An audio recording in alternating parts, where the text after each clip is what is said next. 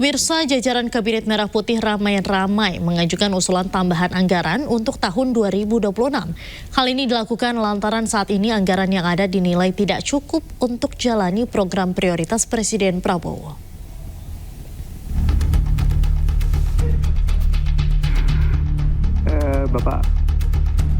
Sejumlah jajaran kementerian dan lembaga Kabinet Merah Putih curhat di depan anggota DPR RI.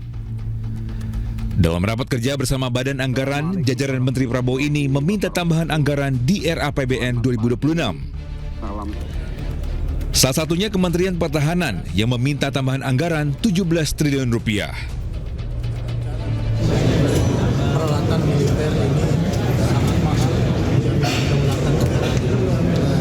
Teman-teman media bisa ikut menggunakan bahwa harga kedaulatan itu tinggi nilainya. Dan juga kita minta ada perhatian khusus pemeliharaan perawatan personel kita. Selain Kementerian Pertahanan, hampir seluruh kementerian dan lembaga meminta tambahan anggaran. Di antaranya ada Kepolisian Republik Indonesia yang meminta tambahan anggaran sebesar 63,7 triliun rupiah untuk pengamanan wilayah. Kementerian Pertanian meminta tambahan 30,89 triliun untuk peningkatan produksi beras hingga pengadaan daging. Kejaksaan Agung juga meminta tambahan sebesar 18,52 triliun rupiah. Sementara Komdigi meminta tambahan 12,6 triliun rupiah yang berfokus untuk mendorong peningkatan akses internet hingga AI. Kemensos juga minta tambahan untuk kebutuhan program sekolah rakyat. Tim Liputan iNews melaporkan. Pemerintahan Presiden Prabowo Subianto mulai menunjukkan arah kebijakan berbeda dengan pendahulunya Presiden Joko Widodo. Sejumlah kebijakan strategis era Jokowi kini mulai direvisi dan bahkan dihapus. Bismillahirrahmanirrahim. Demi Allah. Belum 9 bulan menjabat, Presiden Prabowo telah melakukan revisi terhadap sejumlah kebijakan strategis yang diwariskan dari era Presiden Joko Widodo. Sejak dilantik pada Oktober 2024 lalu, perubahan signifikan telah menyentuh sektor vital seperti pajak, administrasi wilayah, proyek strategis nasional hingga lingkungan pendidikan. Langkah pemerintahan Prabowo ini disebut-sebut untuk menyesuaikan kebijakan dengan prioritas pemerintahan baru dan menjawab berbagai persoalan yang muncul di masyarakat. Namun tak sedikit yang berspekulasi bahwa Prabowo tengah berupaya membangun citra kepemimpinan baru yang berjarak dari pengaruh politik Jokowi.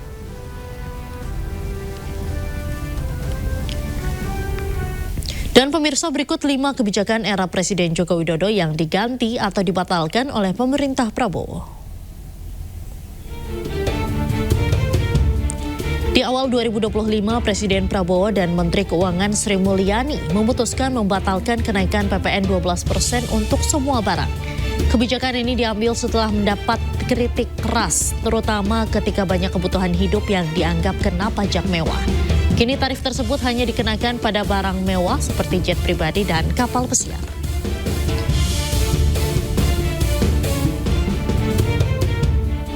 Presiden Prabowo memutuskan 4 pulau yang disengketakan antara Aceh dan Sumatera Utara masuk ke wilayah Aceh.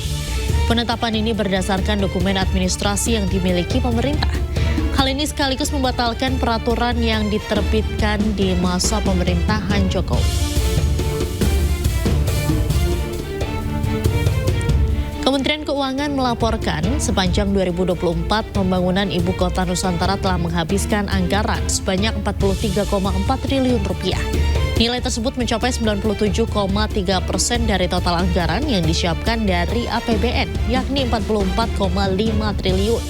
Namun pada pemerintahan Prabowo, anggaran untuk IKN dipangkas menjadi 13,5 triliun rupiah.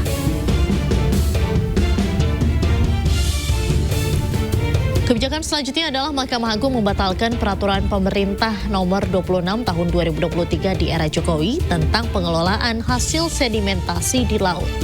Mahkamah Agung menilai bertentangan dengan Undang-Undang Kelautan. Putusan ini sekaligus melarang pemerintah untuk melanjutkan kebijakan ekspor pasir laut.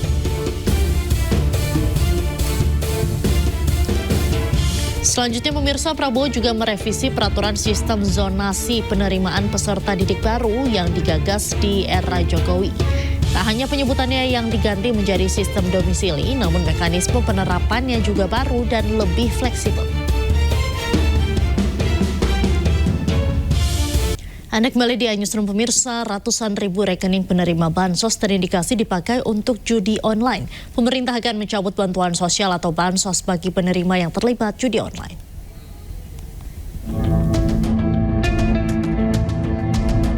Baru-baru ini, PPATK menemukan 571 ribu rekening penerima bansos terindikasi dipakai untuk judi online. Uang yang berputar pun mencapai 957 miliar rupiah. Pemerintah dengan tegas akan mencoret penerima yang terbukti gunakan bansos untuk judol. Sangat bisa, karena data kita sekarang by name by address, jadi ketahuan si A si B-nya, siapanya, ya, nomor rekeningnya. Nah, terdeteksi ini dipergunakan untuk kegiatan judi online, ya kita pertimbangkan untuk dicoret dari penerima bantuan sosial. Hal senada juga disampaikan oleh Menteri Sosial Saifullah Yusuf. Jika terbukti penerima bansos terlibat judi online, maka pemerintah akan mengalihkan bansos tersebut ke yang lebih berhak. Itu kan baru dari satu bank, itu pun hanya tahun 2024. Jadi ini cukup mengejutkan dan ini menjadi bahan kami untuk evaluasi pada penyaluran triwulan ketiga. Kalau memang terbukti bahwa mereka benar-benar ikut judol dan sengaja bansos itu digunakan untuk keperluan judol, maka tentu kita akan mencoret dan kita alihkan kepada mereka yang lebih berhak. Sementara itu, PPATK juga mencatat jumlah pemain judi online di tahun 2025 mencapai 8,8 juta orang. 71,6% pemain judi online berpenghasilan di bawah 5 juta rupiah. Pemerintah sendiri sudah bergerak berantas judol dengan membentuk Des Pemberantasan Judi Online yang dibentuk Kemenko Polkam. Ratusan ribu situs judol sudah diblokir. Sejumlah pegawai Komdigi yang diduga terlibat judol juga sudah ditangkap. Namun judi online masih merajalela di Indonesia. Tim Liputan iNews melaporkan. Tak hanya itu pemirsa, ternyata nomor induk kependudukan penerima bansos tidak hanya tercatat dalam transaksi judol, tapi juga dalam tindak pidana korupsi hingga pendanaan terorisme. Bahkan 100 NIK tercatat dalam kegiatan pendanaan terorisme. Satu bank ya, harus satu bank. Jadi kita cocokin nicknya. Ternyata memang ada ada nick yang penerima bansos yang juga menjadi pemain judol. Ya itu 500.000 sekian.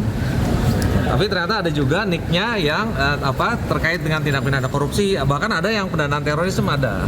Lebih dari 100 orang itu nicknya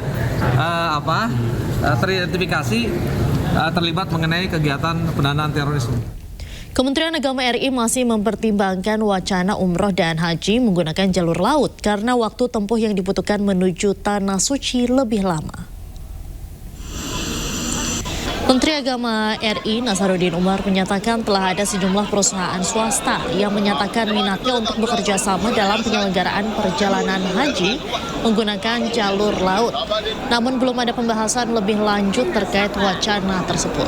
Sementara itu menurut Nasaruddin Umar, beberapa perusahaan swasta tersebut belum memiliki kapal sendiri dan hanya menjalin kerjasama dengan pihak luar negeri. Belum kita bahas. Mungkin nanti akan menindaklanjuti itu dari pihak swasta. Mungkin ada juga lembaga khusus dari swasta yang akan memfasilitasi mereka. Tapi kalau jalur umrah sudah ada sih sebetulnya, tapi tidak langsung dari Indonesia kan. Ya